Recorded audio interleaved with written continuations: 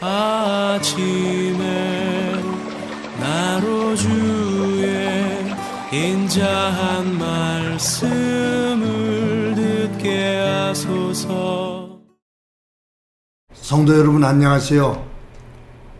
예수님, 아기 예수님 탄생하신 성탄일입니다. 오늘도 하나님의 사랑이 여러분들의 삶의 자리에 가득하기를 간절히 소망합니다.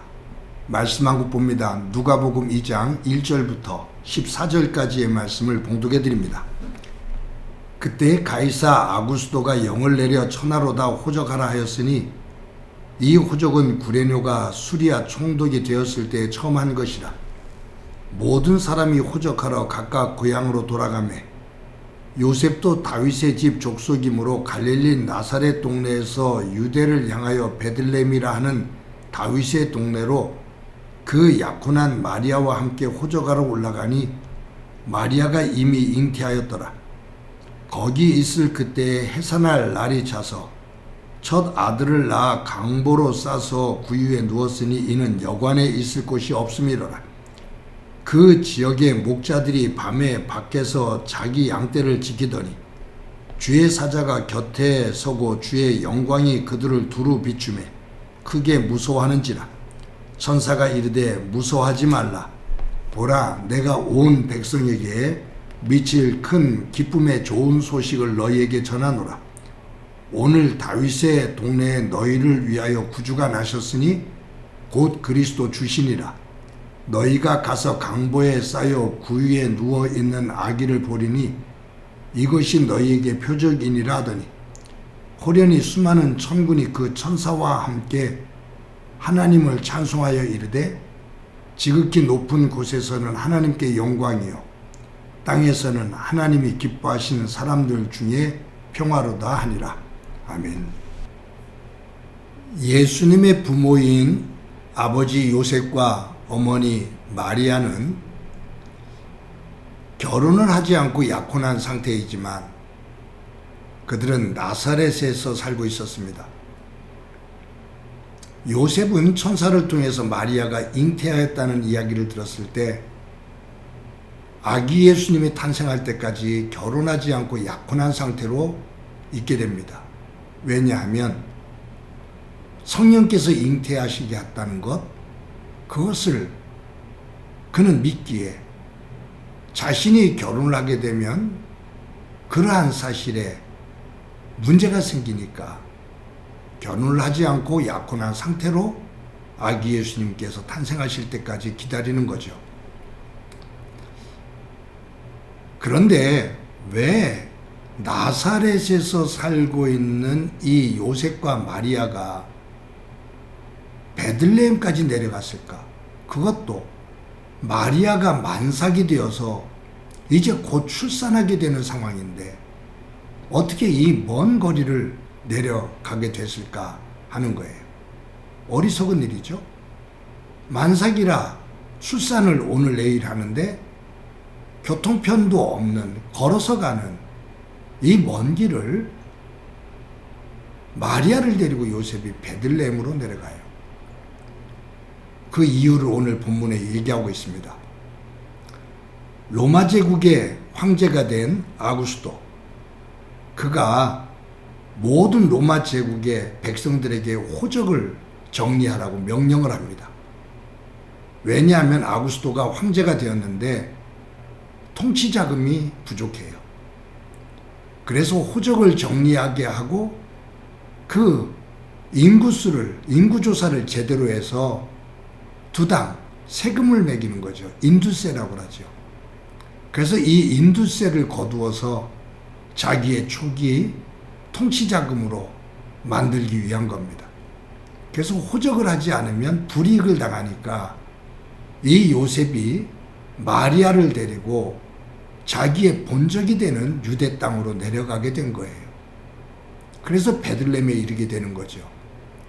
여기에서 마리아가 그 산통을 하게 되고 그리고 아이를 출산합니다. 머물 곳이 없어서 마국간 말구유에 아기 예수님을 낳게 돼요. 근데 이것이 아구스도의 호적 정리 이 일로 인해서 베들레헴에 내려갔지만 성경에 보면 미가서 5장 2절에 보면 하나님께서 미가 선지자를 통해서 메시아가 태어날 건데 그 메시아는 베들레헴에서 태어난다고 예언합니다. 그러니까 하나님은 로마 황제 아구스도가 통치자금을 마련하기 위해서 호적 정리를 하게 하고 그 호적을 정리하는 이 과정 속에서 요셉과 마리아가 유대 땅으로 내려가게 되고 베들레헴에 머물게 되는데 거기에서 출산을 하게 돼요. 그러면서 하나님께서 예언하신 미가서 5장 2절의 말씀이 성취되어집니다. 하나님의 놀라운 섭리입니다. 하나님의 약속, 하나님의 말씀은 꼭 이루어진다는 것을 우리에게 보여주고 있습니다. 여러분 여기서 또 하나 생각해야 될 것이 아기 예수님이 태어나신 곳이 마국간 말구유예요. 하나님 아버지의 보좌 우편에 앉아 계셨다가 그 보좌를 벗어나서 인간의 몸을 입고 이 땅에 오셨는데 이 땅에서 가장 천한 마국간 말구유입니다. 그것은 예수님께서 높임을 받는 것, 그것이 아니라 낮아진 자리, 가장 낮은 자리, 그 낮아진 섬김, 그 겸손의 섬김을 통해서 인류를 구원하는 거죠. 아담도 사탄의 유혹에 빠져서 높아지고자 하다가 죄를 짓거든요. 성경에 나오는 대부분의 많은 사람들은 다 높아지기 위해서 위를 향하다가 하나님을 거역하고 죄를 범하게 됩니다.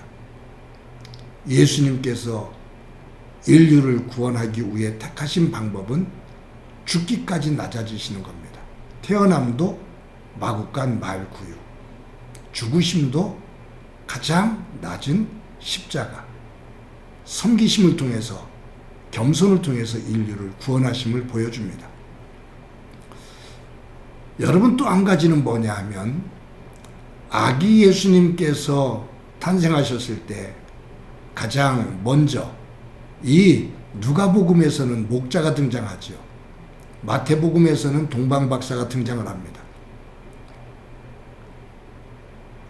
대제사장, 제사장, 서기관, 바리새인, 사두개인들 이처럼 유대 종교계의 최고의 지도자들이 있습니다. 그들은 성경을 누구보다도 잘 알고 있습니다. 그런데 하나님은 아기 예수님에게 경배하는 첫 번째 사람으로 누구를 택했냐면 목자입니다. 이 당시에 목자는 천민 중에 천민이었습니다. 그들은 하나님의 백성의 그 폭에 들어오지도 못했습니다. 왜냐하면 안식일에는 어떤 일도 하면 안 되는데 안식일에도 양을 돌봐야 되잖아요. 그때 유대인들은 목자에게 자신들의 양을 돌보게 하고 자신들은 안식일을 지킵니다. 목자들은 안식일을 지키지를 못하지요. 안식일을 지키지 못하는 그 직업, 그것은 천민 중에 천민이고 저주받은 인생이 됩니다. 단지 먹고 사는 문제만을 해결할 뿐입니다. 그런데 하나님께서 아기 예수님을 경배하는 사람들로 택한 이가 누구냐 하면 목자입니다. 그 사회 속에서 가장 천한, 멸시받는 목자입니다. 유대인들로부터 천시 여김을 받는 목자입니다. 왜 그러셨을까요? 구원은 사람의 의가 아니라 하나님의 은혜다라는 것을 우리에게 가르쳐주고 계십니다. 직분, 섬겼던 의, 내가 알고 있는 성경 지식, 그것으로 구원받는 것이 아니라 하나님께서 주시는 은혜다라는 거예요. 사랑하는 성도 여러분, 아기 예수님 오신 성탄일입니다. 오늘 이 찬양에서 천사가 지극히 높은 곳에서는 하나님께 영광이요 땅에서는 하나님이 기뻐하신 사람들 중에 평화로다 라고 노래를 했는데, 하나님께는 영광이 되고 이 땅에는 아기 예수님께서 주시는 평화가 가득한 날이 되기를 소망합니다. 오늘도 하루 하나님께 영광을 돌리며 아기 예수, 나의 구원자가 되시는 아기 예수님을 우리의 삶의 중심에 모시는 복된 날이 되기를 소망합니다. 기도합니다. 하나님 감사합니다. 아기 예수님 오신 성탄일, 오늘 하나님 안에서 복된 삶을 살고 하나님의 섭리가 이루어짐을 믿고